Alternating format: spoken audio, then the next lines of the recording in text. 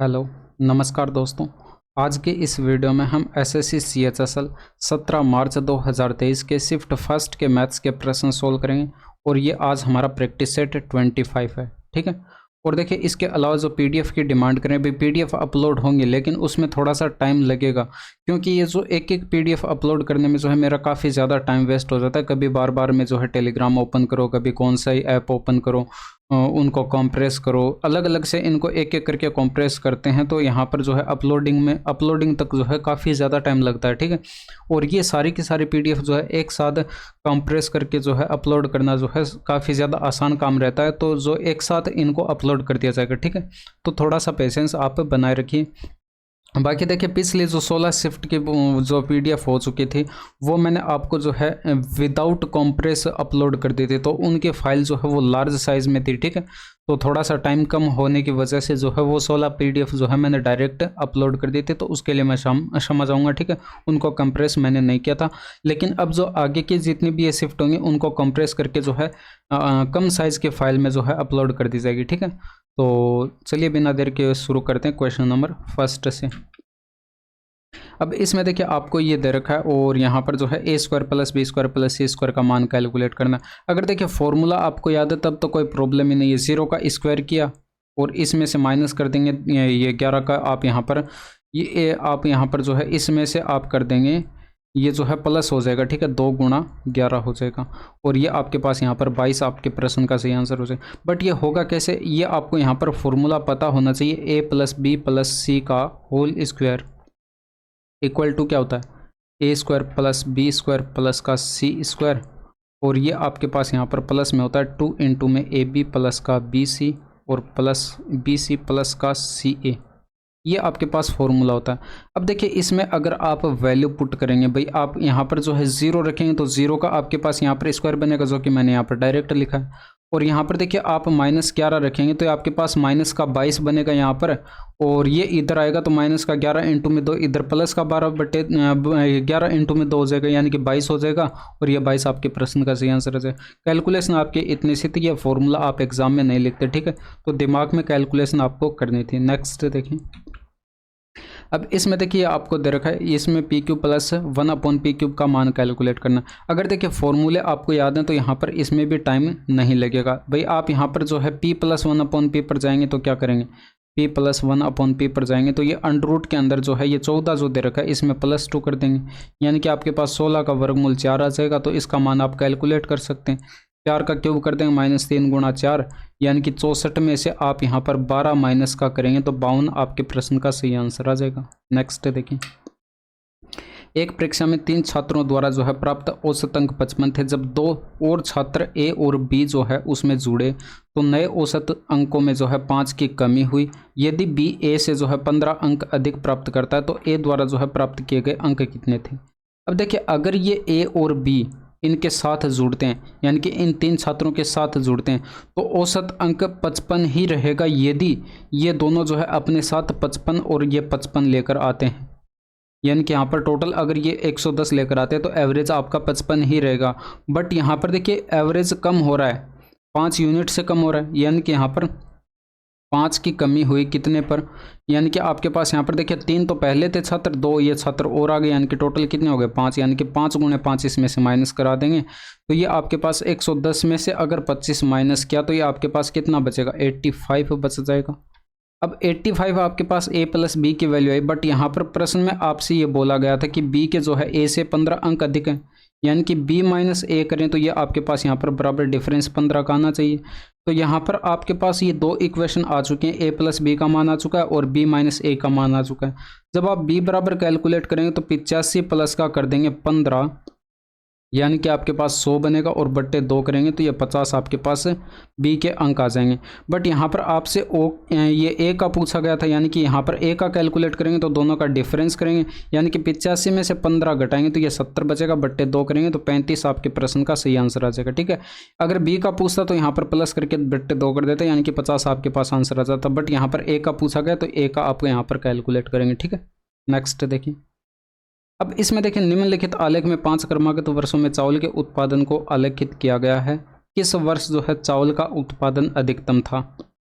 तो जो इंग्लिश वाले हैं वो वीडियो को पॉज करके इसे पढ़ सकते हैं। भाई आपके पास यहाँ पर प्रोडक्शन जो है वो आपको यहाँ पर इस वाई एक्स पर दे रखा है, तो इस पर आप यहाँ पर देख लीजिए सबसे ज़्यादा किस में दिखाई पड़ रहा है। भाई भले आपको यहाँ पर डेटा नहीं दिखाई पड़ रहा होगा, लेकिन ग्राफ देख लीजिए यहाँ पर सबसे ऊपर किसका है, 2019 का आंसर लगा दीजिए।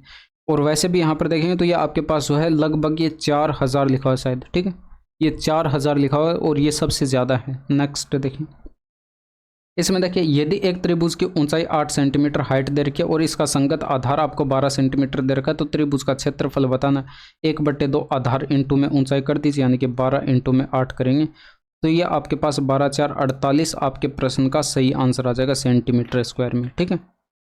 यदि किसी भिन्न के अंश में जो है 140% की वृद्धि की जाए और भिन्न के हर में जो है 20% की कमी की जाए, तो परिणामी भिन्न जो है 12/7 है। मूल भिन्न ज्ञात कीजिए। 140% की फ्रैक्शन वैल्यू क्या हो जाएगी, ये आपको पता है कि 7/5 हो जाएगी। और यहाँ पर अगर 20% की बात करें तो ये 1/5 इसकी फ्रैक्शन वैल्यू हो जाएगी।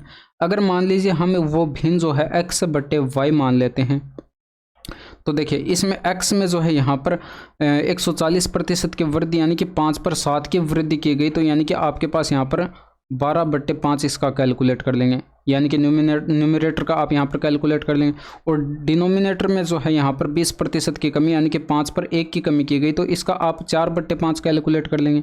तो ये जो आपके पास परिणामी भिन्न बनेगी वो प्रश्न में बोला गया कि 12/7 होगी, तो इसको कैलकुलेट कर लीजिए। जब आप इसको यहाँ पर काट के सोल्व करेंगे तो देखिए यहाँ पर ये 5 से ये 5 कट जाएगा, 4 से ये काटेंगे 4 त्रिका 12 हो जाएगा, 3 से ये काटेंगे तो ये आपके पास यहाँ पर 4 बार कट जाएगा, यानी कि आपके पास यहाँ पर x और x/y बराबर क्या है 4/7, यानी कि परिणामी ये जो आपके पास मूल भिन्न जो थी वो आपके पास कितनी होगी 4/7 होगी। अब इसमें देखिए यदि त्रिभुज ABC में जो है MN BC के समांतर है और M और N क्रमशः AB और AC पर बिंदु हैं, तो चतुर्भुज MBCN का क्षेत्रफल 130 सेंटीमीटर स्क्वायर है। यदि AN का NC के साथ रेशियो आपको 4:5 दे रखा है, तो त्रिभुज MN का क्षेत्रफल कैलकुलेट करना। तो इसमें देखिए अगर आपको कुछ थ्योरम पता है तो आप इसको इजीली यहाँ पर आसानी के साथ जो है कैलकुलेट कर पाएंगे। भाई ऐसे मान लीजिए आपके पास यहाँ पर ये एक ट्रायंगल दे रखा है A B और C, और इसमें जो है यहाँ पर BC के समांतर आपको एक MN रेखा दे रखी है। मान लीजिए कुछ इस तरह से, ठीक है, M और ये N। M बिंदु जो है वो AB भुजा पर है और N बिंदु जो है वो AC भुजा पर है, ये आपको दे रखा है। तो ये जो आपके पास यहाँ पर चतुर्भुज बन रहा है MBCN, इसका क्षेत्रफल भी आपको दे रखा है, कितना दे रखा है 130 सेंटीमीटर स्क्वायर, 130 सेंटीमीटर स्क्वायर। आपको यहाँ पर जो है AN का NC के साथ रेशियो भी दे रखा है, यानी कि 4:5 दे रखा है। तो ये एक थ्योरम होती है, जब भी हम किसी त्रिभुज के अंदर किसी एक भुजा के समांतर कोई रेखा खींचते हैं तो ये अन्य दो भुजाएं यानी कि दो ये अन्य भुजाएं बची है, इनको समान अनुपात में डिवाइड करती है। यानी कि अगर ये 4:5 है तो ये भी आपके पास 4:5 होगी। अब यहाँ पर टोटल देख लीजिए, आपके पास AB भुजा कितने यूनिट की हुई, 9 यूनिट की हुई, और इधर भी आपके पास टोटल कितनी हुई, 9 यूनिट की हुई। अब यहाँ पर देखिए ये आपके पास जो यहाँ पर ये एंगल है, ये दोनों ट्रायंगल के अंदर उभयनिष्ठ है। एक तो ये वाला ट्रायंगल बन रहा है और एक ये बड़े वाला ट्रायंगल, इन दोनों ट्रायंगल में जो है ये उभयनिष्ठ एंगल है, ये वाला बीच का कोण, ठीक है।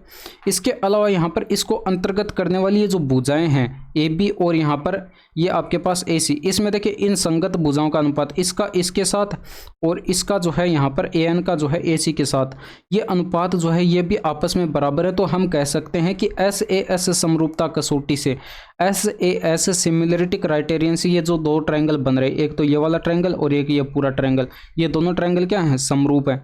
अब ये समरूप हैं तो हम कह सकते हैं कि ये जो आपके पास यहाँ पर ये MN भुजा जो है ये भी 4 यूनिट की होगी और ये भी आपके पास 9 होगी, क्योंकि इसमें देखिए 4:9 आपके पास इन दोनों ट्रायंगल की भुजाओं के अंदर रेशियो बन रहा है, तो इसमें भी आपके पास यहाँ पर 4:9 ये रेशियो बनना चाहिए, ठीक है। अब देखिए इसमें ये आपके पास जो एक छोटा ट्रायंगल बन रहा है और ये एक पूरा बड़ा ट्रायंगल बन रहा है, इनके क्षेत्रफल का अनुपात जो है इनकी संगत भुजाओं के अनुपात के वर्ग के बराबर होता है। अगर ये दोनों ट्रायंगल जो है समरूप हैं तो ये भी आपके पास एक थ्योरम होती है। तो मैं यहाँ पर ये लिख देता हूँ भाई, एरिया ऑफ ट्रायंगल जो है ये आपके पास AMN बन रहा है, और यहाँ पर जो है ये आपके पास एरिया ऑफ ट्रायंगल जो है ABC, इनका क्षेत्रफल का अनुपात बराबर होगा इनकी संगत भुजाओं के अनुपात के वर्ग के बराबर, यानी कि इनकी संगत भुजाएं देखिए एम एन की संगत भुजा BC है, तो आप यहाँ पर देख सकते हैं एम एन की संगत भुजा BC है, ठीक है। तो यानी कि आपके पास 4:9 का होल स्क्वायर के बराबर होगा, ठीक है। अब इसको कैलकुलेट कर लीजिए, आपके पास 16:81 इनके क्षेत्रफल का रेशियो आ जाएगा। अब एक चीज़ देखिए, अगर आप यहाँ पर इसमें से जो यहाँ पर ये पूरे वाले ट्रायंगल में से जो है इस छोटे वाले ट्रायंगल का क्षेत्रफल घटा दें तो ये आपके पास क्या बचेगा, MBCN, ये जो चतुर्भुज बन रहा है इसका क्षेत्रफल बचेगा। तो यहाँ पर हम क्या करते हैं भाई, आपके पास पूरे ट्रायंगल ABC का क्षेत्रफल 81 है और छोटे वाले ट्रायंगल का जो है AMN का क्षेत्रफल जो है वो 16 है, यानी कि अगर आप 81 में से ये 16 माइनस कर दें तो ये आपके पास चतुर्भुज जो दिया गया था प्रश्न में ये MBCN इसका क्षेत्रफल आ जाएगा। भाई इसका एरिया आपके पास कैलकुलेट होकर आ जाएगा, ये बराबर कितना आ जाएगा भाई, यहाँ पर 6 माइनस किया 75, 65 आपके पास ये आ जाएगा। बट प्रश्न में आपसे यहाँ पर बोला गया कि इसका क्षेत्रफल जो है 65 नहीं था, 130 सेंटीमीटर स्क्वायर था, यानी कि इसी 65 की वैल्यू 130 दे रखी थी। तो आपको ये दिखाई पड़ रहा है कितना गुना दे रखा है, 2 गुना। तो आपसे ये जो ट्राइंगल था AMN, ये MAN बोल दो चाहिए फिर AMN बोल दो, ठीक है, इसका क्षेत्रफल आपसे पूछा गया था। तो इसका क्षेत्रफल हमारे पास यहाँ पर देखिए कितने 16 यूनिट है, यानी कि ये भी 16 न होकर 16 का 2 गुना हो जाएगा, यानी कि 16 इंटू में 2 करेंगे तो 32 सेंटीमीटर स्क्वायर जो है ये आपके प्रश्न का सही आंसर हो जाएगा, ठीक है।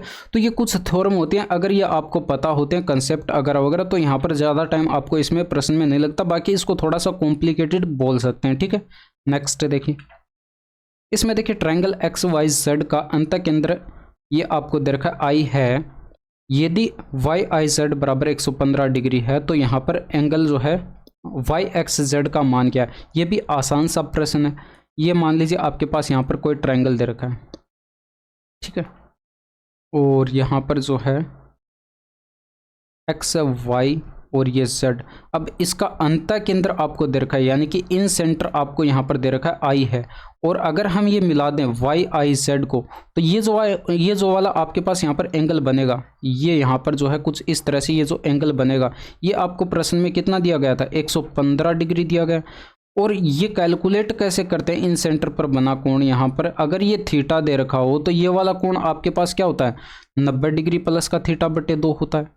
बट यहाँ पर ये एंगल आपको 115 दिया गया तो बराबर आपके पास 115 हो जाएगा, और यहाँ पर अगर इसको सिंप्लीफाई करेंगे तो थीटा बटे 2 बराबर 25 डिग्री, तो यहाँ से थीटा बराबर 50 डिग्री आपके पास आ जाएगा, यानी कि ये वाला एंगल आपसे पूछा गया था YXZ, ये कितना आया 50 डिग्री, और यही आपसे पूछा गया था। नेक्स्ट देखिए, इसमें देखिए अमन घर से जो है शहर की ओर 60 किलोमीटर पर आवर की चाल से गाड़ी चलाता है और अपनी वापसी की यात्रा में जो है वह 30 किलोमीटर पर आवर की चाल से गाड़ी चलाता है और घर पहुंचने में भी 1 घंटा अधिक लेता है। उसने प्रत्येक यात्रा में कितनी दूरी तय की। अब देखिए यहाँ पर इसने ये आपके पास यहाँ पर देखिए ये घर से जो है शहर गया, यानी कि वापस आया तो उतनी दूरी इसने तय की होगी, वो दूरी हम D मान लेते, D डिस्टेंस। तो अगर इस दूरी में इस चाल का भाग लगाएं, यानी कि 60 किलोमीटर पर आवर का भाग लगाएं, तो ये आपके पास टाइम निकल जाएगा। और इसी तरह से यहाँ पर ये वापस आते हुए ये D दूरी कवर करता है और 30 किलोमीटर पर आवर की स्पीड से कवर करता है, तो यहाँ पर ये टाइम ज़्यादा लगेगा। और टाइम कितना ज़्यादा लगेगा, इससे 1 घंटा ज़्यादा लगेगा, तो इसमें 1 ऐड कर देंगे, ये बराबर हो जाएगा। यहाँ से आप D कैलकुलेट कर लेंगे, यानी कि D प्लस का 60 बटे 60 बराबर कितना हो जाएगा, D बटे 30। तो ये 30 से 2 बार कट जाएगा, यानी कि इधर 2D आएगा, तो 2D बराबर आपके पास आएगा D प्लस का 60, यानी कि D बराबर कितना आ जाएगा, 60 आ जाएगा, यानी कि 60 किलोमीटर की वो आपके पास यहाँ पर दूरी थी। नेक्स्ट देखिए, अब इसमें देखिए आपको जो है डेटा क्लियर दिखाई नहीं पड़ रहा होगा, बट यहाँ पर मैं आपको ये बोल के बता दूंगा, ठीक है। यहाँ पर देखिए जनवरी और ये अप्रैल 2021 में उत्पादित N98, पहले इंग्लिश वाले हैं वो यहाँ पर वीडियो को पॉज करके इसे पढ़ सकते हैं, ठीक है। अब इसमें देखिए यहाँ पर ये आप जनवरी में देखेंगे और अप्रैल में N98, यानी कि ऑरेंज वाले, यानी कि जनवरी और यहाँ पर ये अप्रैल, ठीक है।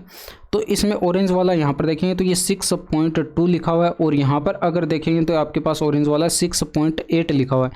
अब इनका आपको यहाँ पर इनकी संख्या यानी कि इनका टोटल आपको करना है, तो ये आपके पास कितना बन जाएगा, 13 बन जाएगा, ठीक है। अब यहाँ पर देखिए ये आपसे बोला गया आगे कि जनवरी और यहाँ पर मार्च और यहाँ पर मई 2021 में उत्पादित N95 यानी कि ब्लू वाले ग्राफ आपको देखने, जनवरी के अंदर देखेंगे तो ये 2.5 लिखा हुआ है, ठीक है। और मार्च में अगर आप यहाँ पर देखेंगे तो ये आपके पास जो है 3.2 लिखा हुआ, और इसके बाद मई में देखना है तो ये आपके पास यहाँ पर 5.5 लिखा। 5.5 और 2.5 कितना हो जाएगा, ये 8 हो जाएगा, और 8 प्लस का 3.2 करेंगे तो ये आपके पास कितना बनेगा, ये आपके पास बनेगा यहाँ पर 11.2। अब देखिए अगर आप इन दोनों डेटा को 10 से गुणा करा दें, भाई यहाँ पर दोनों डेटा को 10 से गुणा करा दें तो ये आपके पास जो है 130 बन जाएगा, और यहाँ पर ये आपके पास जो है पॉइंट हट जाएगा, ठीक है। अब इनका रेशियो बना लीजिए, यानी कि 65:56 आपके प्रश्न का सही आंसर आ जाएगा, ठीक है। तो ऑप्शन नंबर 4 आपके प्रश्न का सही जवाब होगा। नेक्स्ट देखिए, दो वृत्तों की परिधि आपको दे रखी है, बड़े वृत्त और छोटे वृत्त के क्षेत्रफल में कितना अंतर है। अब इससे अगर कैलकुलेट करें भाई 2πr यानी कि 22/7 इंटू में r1 लिख लीजिए, आपके पास बराबर जो ये परिधि जो दे रखी है आपके पास यहाँ पर 264 दे रखी है। अब 22 दूनी 44 होगा, और 44 का यहाँ पर ये जो है डेटा आपके पास 6 गुना लिखा हुआ है, यानी कि r1 इक्वल टू कितना आ जाएगा, 42 आ जाएगा। इसी तरह से इससे अगर कैलकुलेट करेंगे तो परिधि 2πr होती है, यानी कि 2 इंटू में 22/7, r2 त्रिज्या मान लीजिए इस वृत्त की, तो यहाँ पर ये बराबर परिधि दे रखी है 308 की।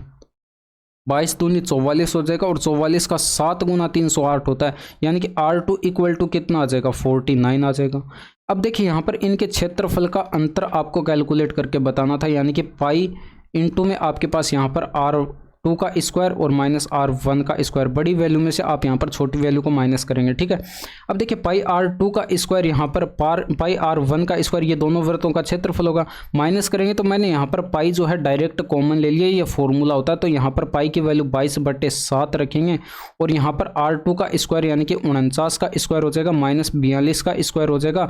तो ब्रैकेट के अंदर a square minus b square का फॉर्मूला लगाएंगे तो 22/7 एक बार डिफरेंस करेंगे तो 7 का एक बार प्लस करेंगे तो ये आपके पास 91 यानी कि 91 आ जाएगा, और यहाँ पर 7 से 7 कट जाएगा, 22 से कम 22 का 2 आ जाएगा, 198 और 2 2000 यानी कि 2 आपके प्रश्न का सही आंसर आ जाएगा।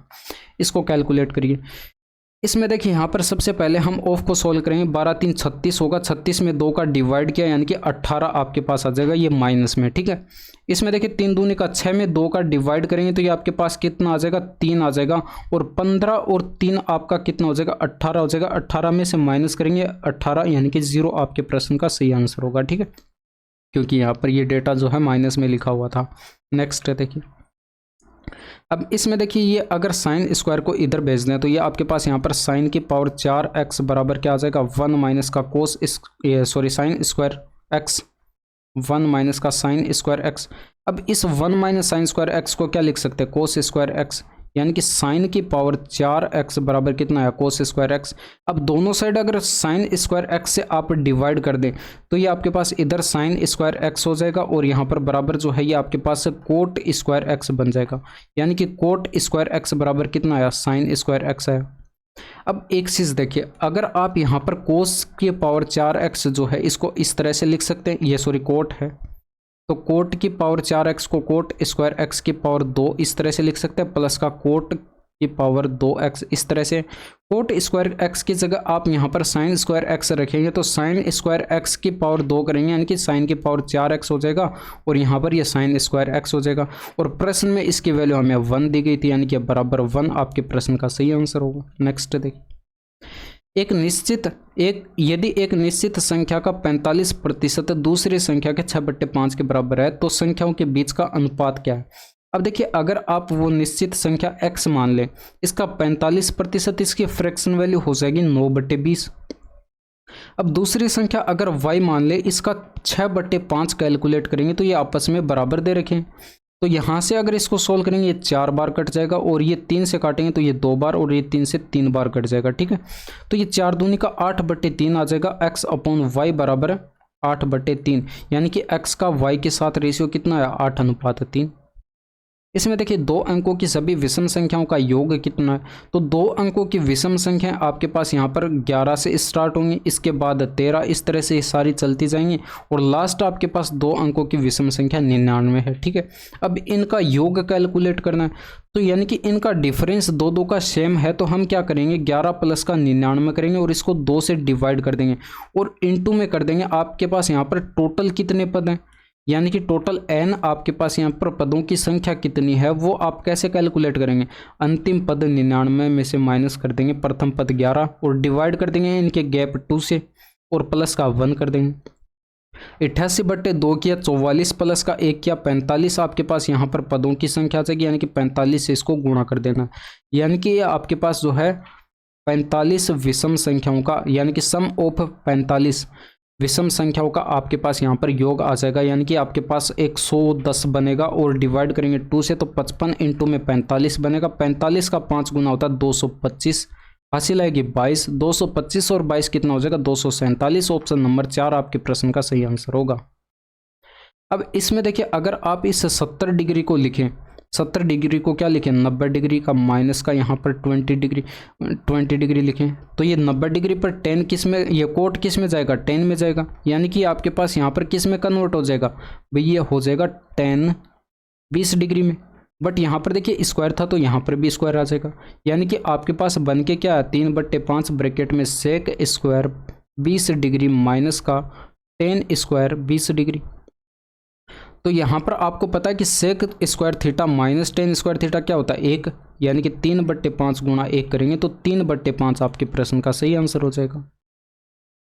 अब इसमें देखिए यहाँ पर ये आपको फिर से उसी टाइप का प्रश्न पूछा गया, यानी कि आप यहाँ पर अब देखिए मैं डायरेक्ट वैल्यू पुट कर दूंगा उसी फॉर्मूले में, पहले प्रश्न में मैंने आपको फॉर्मूला बता दिया है भाई, 7 का स्क्वायर करेंगे 49 हो जाएगा और इसमें से माइनस कर देंगे 12 का 2 गुना यानी कि 24, तो ये 25 आपके प्रश्न का सही आंसर आ जाएगा, क्योंकि इसकी वैल्यू आपसे पूछी गई थी। ठीक है, तो ऑप्शन नंबर 4 आपके प्रश्न का सही आंसर हो जाएगा।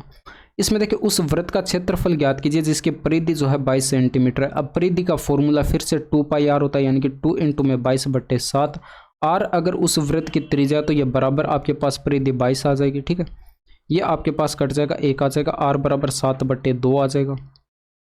तो इसका क्षेत्रफल बताना था, यानी कि πr², यानी कि 2 ये 22/7 इंटू में r का स्क्वायर करेंगे, यानी कि 7/2 इंटू में 7/2, ये फॉर्मूला मैंने यूज़ किया πr²। ठीक है, तो यहाँ पर ये आपके पास 7 से 7 कट जाएगा, 2 से ये कटेगा 11 हो जाएगा, 11 7 77 और 77/2 किया, यानी कि 38.5 सेंटीमीटर स्क्वायर आपके प्रश्न का सही आंसर आ जाएगा। नेक्स्ट देखिए, निम्नलिखित में से कौन सा कथन सही नहीं है, तो वर्ष Y1 में जो है कंपनी L द्वारा ट्रक का उत्पादन वर्ष Y1 में जो है कंपनी M के उत्पादन का 24% है, तो Y1 में देखिए L का ये 60 है और M का देखिए यहाँ पर ये आपके पास 25 है, यानी कि जो 60 है ये 25 का कितना प्रतिशत है ये आप यहाँ पर कैलकुलेट करके देखेंगे, तो गुणा 100 करा देंगे, तो 2500 के 100 यानी कि 240 आपके पास यहाँ पर आएगा ये प्रतिशत में। बट यहाँ पर देखिए 24% दे रखा है, ये आपका इनकरेक्ट हो जाएगा। Y4 में कंपनी L द्वारा ट्रक के उत्पादन और वर्ष Y4 में जो है M द्वारा ट्रक के उत्पादन का अनुपात Y4 में जो है ये 15 और ये आपके पास यहाँ पर 50 लिखा हुआ है। जब आप इनका रेशियो बनाएंगे तो ये आपके पास कितना बनेगा भाई, ये आपके पास यहाँ पर 5 से कटेगा तो 3:10 बनेगा, जबकि यहाँ पर दे रखा है 10:3, यानी कि ये भी आपका इनकरेक्ट हो जाएगा। वर्ष Y2 और Y3 में जो है कंपनी L द्वारा ट्रक का औसत उत्पादन 30 है, तो यहाँ पर देख लीजिए Y2 और Y3 में L का, तो यहाँ पर ये 40 है और ये 20 है, यानी कि टोटल करेंगे तो 60/2 करेंगे तो ये आपके पास कितना आएगा 30 आएगा, जो कि यहाँ पर दे रखा है 30, यानी कि ये सही है। तो आपसे ये पूछा गया था सही नहीं है, यानी कि फर्स्ट और सेकंड सही नहीं है। इंग्लिश वाले यहाँ पर पढ़ सकते हैं वीडियो को पॉज करके। ठीक है, अब इसमें देखिए वर्ष R S और T में जो है B की कुल जनसंख्या और वर्ष P Q और R में A की कुल जनसंख्या का अनुपात कैलकुलेट करके बताना है। तो R S और T में आपको यहाँ पर B का देखना है, यानी कि ये 200 300 और ये आपके पास यहाँ पर टोटल 550 बन गया, और यहाँ पर जो है इन तीनों के अंदर आपको यहाँ पर A का देखना है, यानी कि आपके पास यहाँ पर कितना बन जाएगा 600 500 और ये 700 300 1000 बन जाएगा। जब आप इनका रेशियो बनाएंगे तो 0 से 0 कट जाएगा, 5 से काटेंगे तो 11:20 आपके प्रश्न का सही आंसर आ जाएगा। इंग्लिश वाले इसे पढ़ सकते हैं, ठीक है। इसमें देखिए पारस को अपना माल जो है रुपये 960 में बेचने पर 33.33% का लाभ होता है। ज्ञात कीजिए कि 20% का लाभ अर्जित करने के लिए उसे अपना माल किस मूल्य पर बेचना पड़ेगा।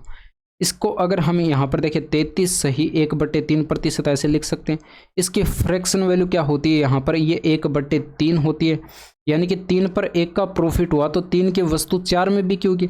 बट प्रश्न में बोला गया कि वस्तु 960 में बेची गई। ये आपको दिखाई पड़ रहा है 240 गुना लिखा हुआ है, तो ये सीपी जो था ये एसपी हो जाएगा, ठीक है। ये सीपी जो था ये भी 3 ना होकर 240 गुना करेंगे, यानी कि 720 आपके पास ये सीपी कॉस्ट प्राइस आ जाएगा। अब 20% की फ्रैक्शन वैल्यू 1/5 होती है, यानी कि 5 पर 1 का लाभ चाहिए, यानी कि 6/5 कैलकुलेट कर लेंगे 720 का, तो ये आपके पास यहाँ पर विक्रय मूल्य आ जाएगा, यानी कि जितने पर ये बेची जाएगी। ये आपके पास यहाँ पर 5 से कटेगा तो ये आपके पास 14 पंचे 70 हो जाएगा, 500 के 20, 144 इंटू में 6 करेंगे तो ये 216 इंटू में 4, यानी कि आपके पास 864 बन जाएगा, ठीक है। नेक्स्ट देखें, इसमें देखिए विक्रम एक पुस्तक के अंकित मूल्य पर 2 क्रमागत बट्टे 20% और 10% देता है, जो 252 के एकल बट्टे के बराबर है। यदि पुस्तक का क्रय मूल्य 600 है तो उस पुस्तक पर विक्रय मूल्य यानी कि विक्रय कितना लाभ अर्जित विक्रम जो है कितना लाभ अर्जित करेगा, ये आपसे पूछा गया है, ठीक है। तो यहाँ पर छूट देखिए, यानी कि आप यहाँ पर सक्सेसिव कैलकुलेट करेंगे तो 20 और 10 का सक्सेसिव कितना हो जाएगा, 28% हो जाएगा। और प्रश्न में इसी की वैल्यू 252 दी गई है, तो यहाँ पर मार्क प्राइस जो रहा था वो अपने आप में 100% लिखा 100% रहा होगा। ये डेटा आपको यहाँ पर 9 गुना दिखाई पड़ रहा है, यानी कि 100% की वैल्यू कितनी हो जाएगी, 900। ये जो 900 निकल के आया है ये आपके पास मार्क प्राइस एमपी निकल के आया है, ठीक है। अब देखिए यहाँ पर अगर आप सेलिंग प्राइस कैलकुलेट करेंगे तो ये 252 जो आपके पास डिस्काउंट दिया गया था ये इसमें से माइनस कर दें तो ये आपके पास सेलिंग प्राइस निकल के आ जाएगा, यानी कि 48 और ये 648 आपके पास जो है ये सेलिंग प्राइस रहा होगा। बट प्रश्न में यहाँ पर सीपी जो है कॉस्ट प्राइस आपको कितना दिया गया, 600 दिया गया, तो आप देख लीजिए कितने अधिक में बेची गई, यानी कि 48 अधिक में बेची गई।